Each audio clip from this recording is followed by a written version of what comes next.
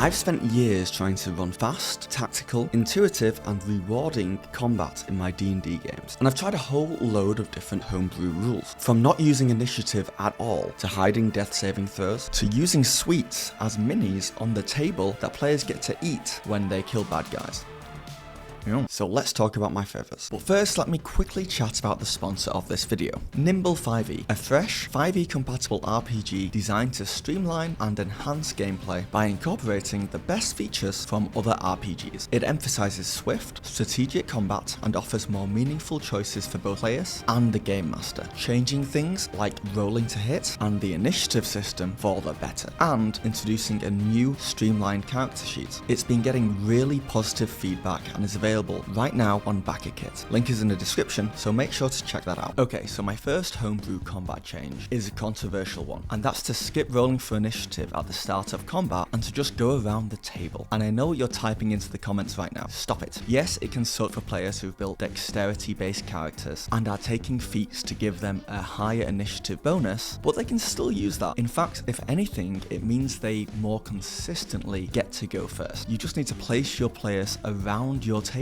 in order of their initiative, like the bonus they have. So the person with the highest initiative bonus is always first on your left, then the second highest next to them, and then the third next to them. Or if you still want to roll, just have everyone roll initiative, then the person with the highest roll goes first. But then it just continues around the table in order. And just being able to go around the table like this has way more benefits than you might think. Not only do you just not waste time filling out initiative tables and can get straight into the action, but players know when they're up next all the time. It's very obvious to them how long they have till their next go and when they need to be ready to make their move. On top of that, it also just trains your players to act in order in combat. So if you play with the same players week after week, they always know the order of events and can concentrate on other things. The only issue I've found with this is, when do the DM's monsters take their turns? And the best way I've found is to still roll off against the players at the start, and if the DM gets higher than the players in an initiative roll, the DM just moves all their creatures first. But if any player gets higher than the DM's roll, then the DM goes last. And this can lead to some weird moments of maybe the players all killing the monsters before they even get a turn, or the DM going first with every creature and just killing a player character outright. But after doing it a few times as a DM, you start planning encounters slightly differently to deal with that. Not having your monsters all going for the same person, for example, or giving your bad guys reactions to negate some attacks in that first round of combat, just to help keep them in the fight. But honestly, once you iron out the kinks, and every table will have different kinks, not in that way, but not having to worry about initiative, not constantly checking to make sure you didn't miss anyone out, and not having to jump around the table in a weird order that changes every time, is well worth it in my opinion. It makes the whole thing easier for the DM. And that actually leads me really nicely into my next homebrew rule. Forget taking turns in order in combat completely. This is Daggerheart's combat system, kind of. Just have your players go whenever they want. Have a token system where the players throw a token that's unique to the player in the middle when they take their turn, so everyone can see who's been and who's not been yet. Then when everyone who wants to go has gone, the DM can go. I'm not saying let players take multiple goes before the DM gets to go, but instead let the most eager players just take their go. They can go first, and the slower players, or the players who want to take a bit of time and think about their turn and think more strategically, can take that time and go last. That way the combat can feel closer to how non-combat feels. More of a, okay, what do you guys want to do? And less of a, okay, we're now in combat, so I have a list of when everyone goes and we have to stick to it. I mean, the reality is, this does work outside of combat, so why is combat so different? Also, subscribe to this channel and go follow me on Twitch, links below. I'm probably live streaming right now, and I love talking about this kind of stuff in person. Well, not in person, but you know what I mean. My next homebrew rule is healing potions as a bonus action. And this is probably one that you're already using because most people use this rule, and honestly it's so good since it's just not fun for anyone to use their entire action to drink a potion, which is the rules as written in the current player's handbook, though I must admit that's about to change in like 2 months. In the new player's handbook that's coming out this year, drinking potions and giving potions to other people is now becoming a bonus action. It used to be just an alternative rule where you could drink as a bonus action but you couldn't give it to someone. It was an action to give it to an ally. But honestly, just being able to kind of drink potions and give potions more easily is better for most people's games. It means parties that maybe aren't built to be the most efficient, like having healers and having support, anyone can still get heals. And it can also allow healers to play their role differently and not have every other player constantly relying only on them. Don't get me wrong, I think in most parties, if you're playing a healer, you should probably be healing, but there are exceptions, or just days when you don't want to heal, and this homebrew rules means that your players can take care of themselves a little better. It also means that you can make potions more easy to come by and then make your game a lot more difficult, which is fun for a few DMs. The next optional rule is flanking, and this is in the Dungeon Master's Guide, as when a creature and at least one of its allies are adjacent to an enemy and on opposite sides or corners of the enemy's space, they flank that enemy, and each of them has advantage on melee attack rolls against that enemy, meaning that when your players strategically place themselves either side of an enemy, they get a bonus. But we don't like that bonus being advantage. I've seen a lot of people change this because it's kind of overpowered. So instead, the popular thing to do is use a +1 or +2 bonus on attack rolls when your players flank an enemy. This means they still get a boon for strategic placement, they have a higher chance of hitting, but it's not just full-on advantage on every attack roll. With the +1 or +2 option, it helps them, but they're not like guaranteed to hit. Hiding death saving throws is a house rule that a lot of people really like. If a player character gets knocked unconscious during combat, they have to roll death saving throws. And if they fail 3 of these saving throws, their character dies. If they succeed 3 of them, the character stabilizes and is no longer in danger of dying. And normally, the player would just roll in front of everyone, and the other players would all know the outcome. And that can affect their next turns. If you have a fighter who has succeeded on 2 death saving throws, then there's a good chance that they're probably going to stabilize next turn, or at the very least, you know they're not going to die. So the cleric's just less likely to use a healing spell to help that person when they can go heal someone else or damage someone else. That's the smarter play. Everyone else at the table is also just much more chill, knowing that the person who's been downed isn't as close to death as they could be. But if instead the person who was down rolled the death saving throws behind the DM screen, so only the player rolling the throws and the DM could see it, that would mean the other players would have to try and help the down person, because that person could die next round. They don't know that. They could. So it makes the whole battle way more tense, and it makes everyone feel like it's more life and death, which, let's face it probably should feel that way anyway. Next up, critical failure on attack rolls. This is a fun one and definitely not advised for every single table out there, because it can be quite punishing. It's definitely for more narrative driven tables who enjoy failing in funny or interesting ways. Pretty much if a player or an NPC or anyone rolls a 1 when rolling to hit, not only do they miss, but they can also hurt themselves or others or affect the environment in a negative way. So if my big bad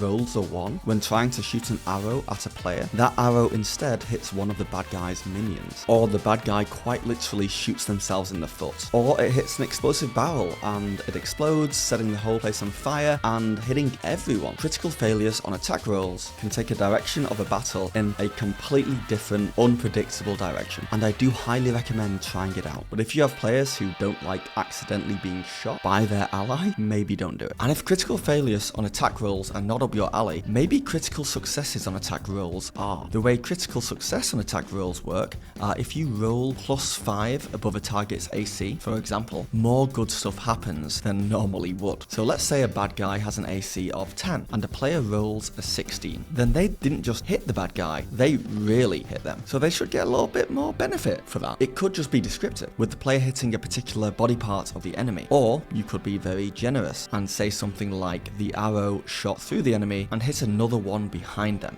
Roll damage again. I really like this rule because I like rewarding my players for good rolls. However, this really is not for everyone because it's hard to stay balanced and to make sure that one player's critical success on an attack roll is as good as another player's critical success. Also, +5 above a target's AC may be a little too easy, so maybe making it a +10 might be smarter. Glancing blows. If you hit an enemy's armor class exactly, if they've got an AC of 12 and you roll a 12 plus any stuff you need on there and it hits a 12, this rule means that the enemy would only take half damage. Same with enemies hitting players. It just adds a little bit of extra flair to descriptions, allowing you to describe a very close hit. Oh, you just hit him. So your sword connects and does some damage, but bounces off his armor. It glances off. This does mean that your attack does not reach its full potential, unfortunately. So once again, time, this isn't for every table. It's fun for a player to get hit and only take half damage because a very particular number was rolled, that person's AC. But it's less fun for a player to only do half damage to an enemy because they rolled their AC exactly. Like if this house rule didn't exist in this game, they would have done full damage. So that doesn't feel good. But if your players are down, this can be a really cool extra mechanic. But that's it. Those are my favourite combat house rules. And remember to talk to your players before implementing any new rules and test them out first to make sure everyone else is happy and that it's working. If they aren't working, revert back to normal. Do not be afraid of stepping backwards and revoking things. Let me know in the comments some of your favourite house rules in D&D. Doesn't have to be just combat, can be anything. I might use it in a future video. And thank you for watching.